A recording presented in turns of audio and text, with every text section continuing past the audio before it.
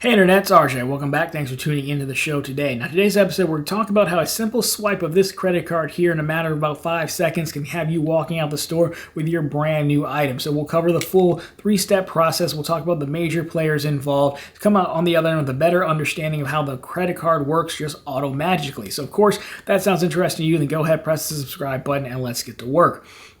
Now, it's one of those things, it's kind of become a line that I say, credit cards are great. You swipe them and then people give you stuff and you can just walk away with the stuff and it's pretty great, right? But how does that all work? Because again, it's a lot that happens in about 5 seconds from the time you insert your card to the time you walk out with your item. There's even more that happens days later after you're already at home enjoying your item. So that's exactly what we're going to break down now. So before we get into the process, it's a 3-step process that we will talk about with some homemade infographics, we need to understand the major players involved. Now, on the surface, it seems like it would be me or you and the store, right? The place you're buying. But in actuality, there's a few more hands behind the scenes that help the auto magic work. So on screen, here you have it. These are going to be your major players. So the card holder, very self-explanatory. Your name is going to be on the card. So I held up a US Bank Cash Plus card. My name's on the card. I'm the card holder. Merchant or store, this is the place you're trying to buy the thing from, right? It can be a good, it can be a service. Either way, that's the person you're trying to give money to in exchange for something.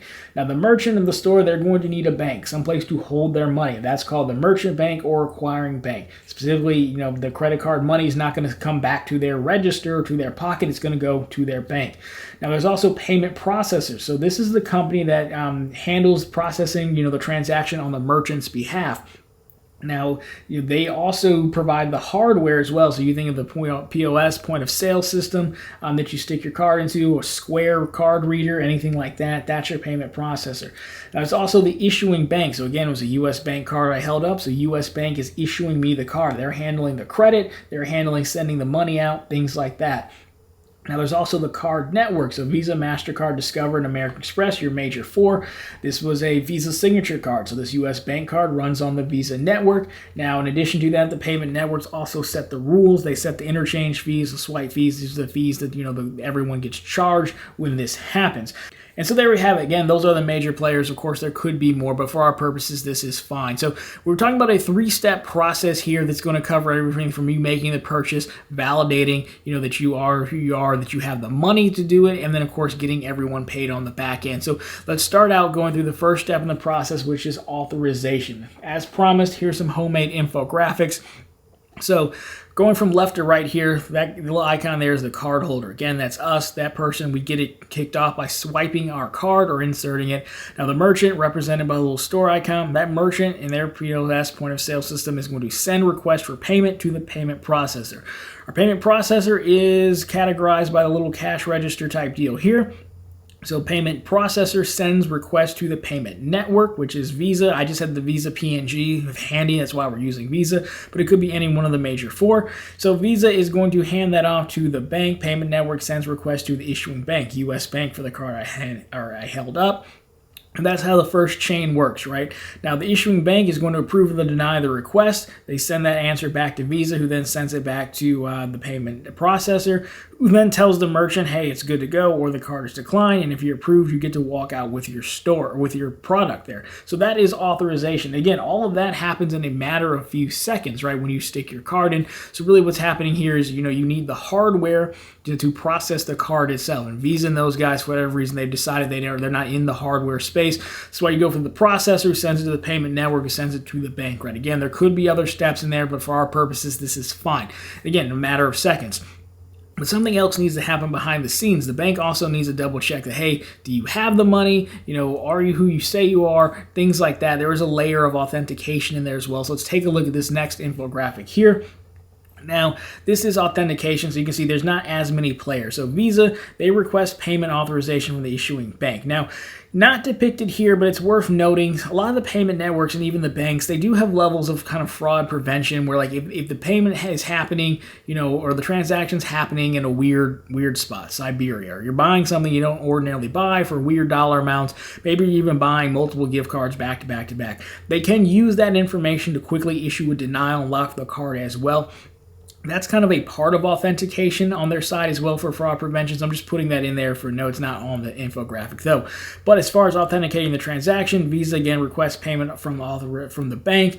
Bank validates the cardholder account. Do you have the available credit limit to make this? They send the approval and they place a hold on the account. And then of course the store is going to get it to their point of sale system, and they do batch approvals for authorizations for processing. So again, what we're talking about there is the bank saying, hey, look, let me just really check your credit limit. Do you have $30 available for this thing? Yes, you do. Okay, good. I'm going to place a hold on it. So the hold, gas stations are notorious for this, but if you've ever seen like the negative, the $1 that they put on your card, that's a hold. And even if you go into your credit limit, you'll usually see the full amount reflected as being taken away, even though the charge hasn't fully posted to your account. So that's a normal process. That way, if you're going to go buy something else, they don't accidentally give you money that you don't have. Now, all this has happened very quickly. Again, 5 to 10 seconds by the time the machine chimes and you're out the door. But no one's actually been paid yet, believe it or not, right? Because there's a lot of people here. There's the merchant, there's the processor, there's the network, and there's the bank. So now the last part here is settlement. So we take a look at the settlement infographic that we have. This is, again, you're out of the mix because you're already gone and happy with your item.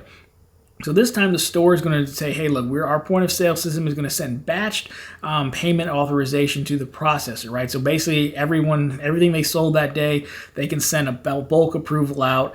A processor is going to send the batch to the payment network. Network is going to send the request to the issuing bank. Issuing bank charges the cardholder account officially, subtracts interchange fees. Those are the fees that, again, are divided up amongst the major players, and then sends the remaining balance to the merchant.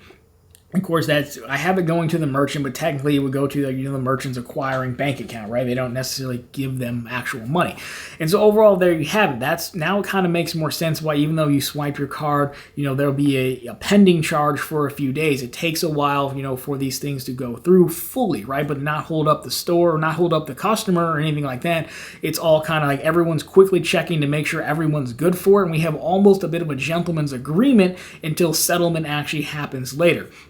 And, that's important for us to know because, again, depending on when you post to buy things to your account, your card, sometimes if, the category's ending at the end of the month and then it turns out, the transaction didn't post to the following month, you can kind of get in trouble that way. That's why we always say don't wait too long to make your purchases on those rotating category cards. But overall, guys, that is the payment process, the behind the scenes and how all the auto magic works to get us out the door very quickly. So if you found this one interesting, if you liked it, drop me a thumbs up down below. Of course, consider subscribing to the channel. Again, posting content just like this every Monday, Wednesday, and Friday. Of course, right back here every Sunday with all the news you can use in the week that wasn't credit and finance. Question for you guys is, of course, how did you like the homemade graphics? Did they help? Did they hurt? Love to hear your thoughts on that. Things are easy to follow with a visual, but of course, let me know, your thoughts on it down below. What do you think of how this network works? Did you think it was gonna be more fancy, less fancy? I'm curious to hear your thoughts behind the scenes. But anyways, guys, that's gonna do it for this one. As always, thank you so much for watching, and talk to you very soon in the next one.